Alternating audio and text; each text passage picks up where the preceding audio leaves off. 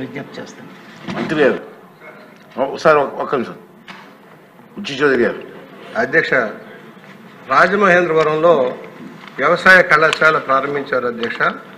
గత ప్రభుత్వ నిర్వాహకంలో అది పెండింగ్లో పడింది.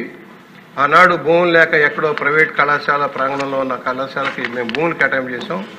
నాటి ఉప ప్రధాని శ్రీ వెంకయ్యనాయుడు గారి స్వారథ్యంతో చొరవతోటి టొబాకో రీసెర్చ్ కేంద్రం భూములు ఇచ్చారు సార్.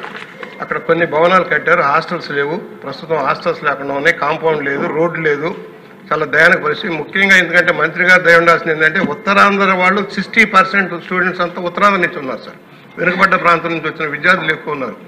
దయచేసి ఆ కళాశాల భవనాన్ని హాస్టల్స్ అన్ని కంప్లీట్ చేసేదానికి, కనీసం రహదారి కాంపౌండ్ చేసేదానికి చుట్టూ పాములు అవి కూడా వస్తున్నాయి.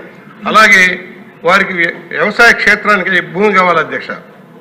మేమైతే నిడిగట్ల దగ్గర భూమి చూపించాం. నిడిగట్ల దగ్గర ఆల్రెడీ టెంపరీగా నడుస్తున్న భూమి మన కోర్టు మనకి గవర్నమెంట్కి అనుకూలంగా జడ్జిమెంట్ కూడా వచ్చింది. దాంట్లో ఫారానికి ఇస్తే బాగుంటుంది సార్. తీసుకొచ్చి తెలుగు యూనివర్సిటీ భూములు కేటాయింపు చేశారు.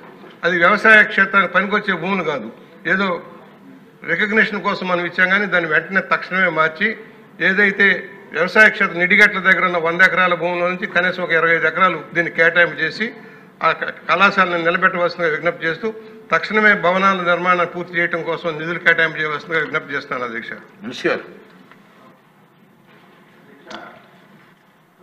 అనేవి కంటిన్యూగా ప్రాసెస్ చేయాలి అధ్యక్ష. ఏదో ఒక ప్రభుత్వం ఒక మంచి